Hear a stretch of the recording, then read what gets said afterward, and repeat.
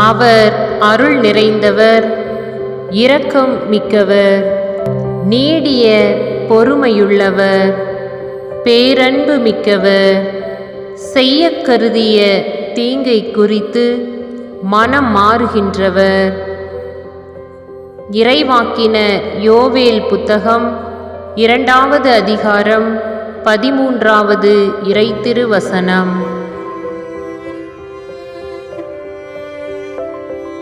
அவர் அருள் நிறைந்தவர், இரக்கம் மிக்கவர், நீடிய பொறுமையுள்ளவர், பேரன்பு மிக்கவர், செய்ய கருதிய தீங்கை குறித்து மனம் மாறுகின்றவர்.